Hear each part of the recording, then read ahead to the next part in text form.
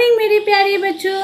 आज हम आपके परिवेश पुस्तक से प्रदूषण कविता को पढ़ेंगे। बच्चों, प्रदूषण कविता को पढ़ाने के पहले मैं आपको एक छोटी सी कहानी सुनाऊंगी। तो आइए इस कहानी को सुनते हैं, फिर कविता पढ़ेंगे। कहानी इस तरह है।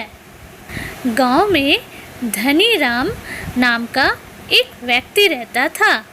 धनीराम के पास एक बड़ा आम का बाग था। वह आम से जैम बनाकर काफ़ी पैसा कमाता था। फिर भी वह हमेशा पैसे बचाने में लगा रहता। वह जैम बनाने के लिए फैक्ट्री में भी लकड़ियाँ उपयोग करता, जिसकी चिमनी से बहुत धुआं निकलता था।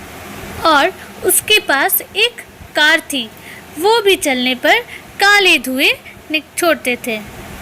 धनीराम के लालची और लापरवाह स्वभाव के लिए लोग उसे कई बार समझाते, लेकिन वो किसी का नहीं सुनता।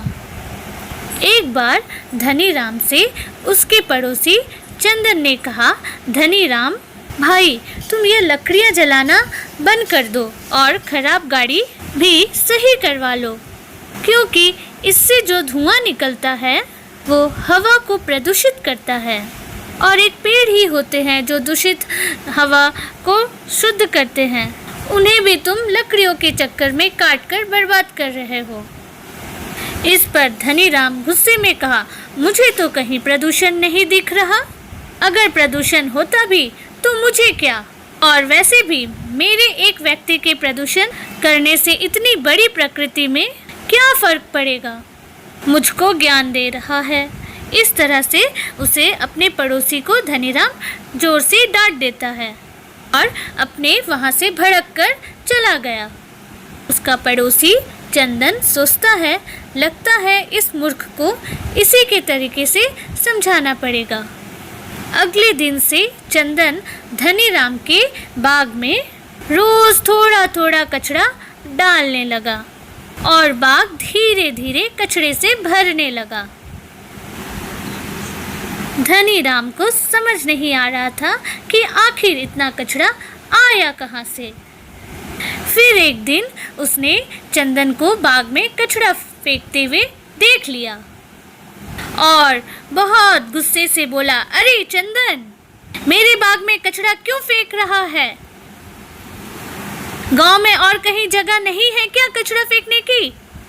चंदन, धनीराम भाई, वहाँ तो गांव के अनेक लोग कचरा डालते हैं। मेरे एक व्यक्ति के कहीं और कचरा डालने से क्या फर्क पड़ जाएगा?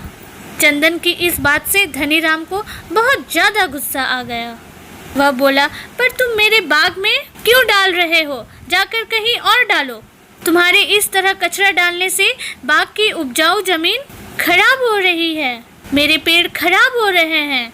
चंदन पेड़ों की ओर देखकर बोला, मुझे तो कोई पेड़ खराब नहीं दिख रहा है, सभी पेड़ बहुत ही अच्छे हरे भरे हैं।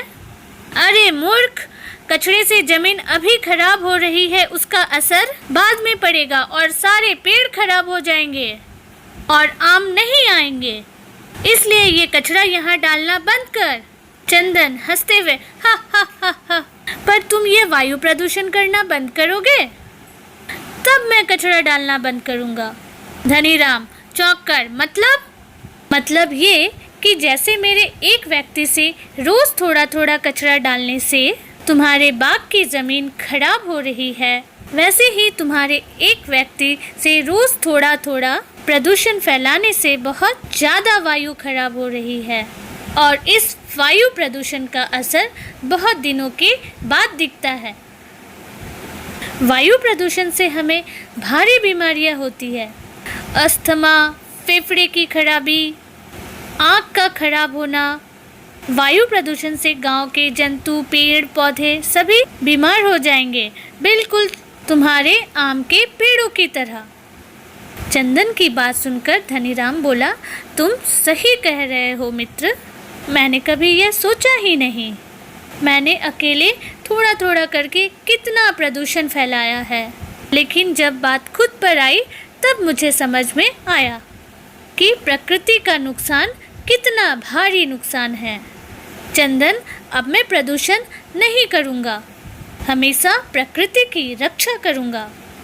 तो बच्चों, देखा आपने, किसी एक व्यक्ति के प्रदूषण फैलाने से भी हमारे पर्यावरण को कितना क्षति हो सकता है।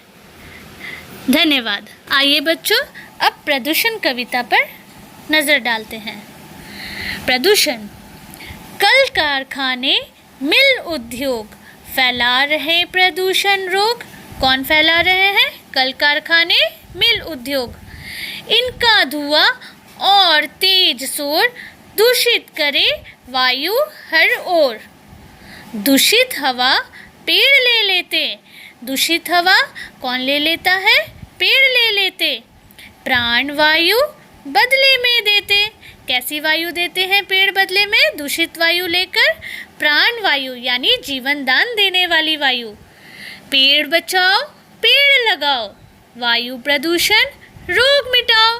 जितने पेड़ लगाएंगे प्रदूषण से हम उतने ही बचेंगे और रोग मुक्त भी होंगे। शहरों का यह गंदा पानी करे प्रदूषित जल मनमानी। करके हर संभव उपचार रक्षा करो जीव संसार। खाद, रसायन और दवाएं यद्यपि अधिक अन्न उपजाएं। अगर हम भूमि में अधिक मात्रा में रसायन दवाएं और जहरीले खाद डालें तो उससे भूमि भी अनुपजाऊ हो जाएगी। क्या होगा? इनसे धरा प्रदूषित होती, वह अपनी ताकत है खोती। जैसे कि इस कहानी में आपने देखा कि आम के बगीचे में कूड़ा कचरा डालने से क्या है, उसका जो धरा है वो प्रदूषित हो जाता और जिससे कि धनीराम जो था वो चिंतित हो गया कि उसे आम नहीं मिलेगा, उसका वृक्ष मर जाएगा। वैसे ही अगर धरा प्रदूषित होगा, अगर हमारी भूमि प्रदूषित हो जाएगी तो अच्छी फसल नहीं होगी, कोई फल पेड़ पौधे सभी मर जाएंगे। ठीक है, तो सोचो समझो करो विचार, कैसे बने स्वस्थ संसार। रोग प्रदूषण यदि मिट जाए, यह संसार स्वर्ग बन जाए। धन्यवाद।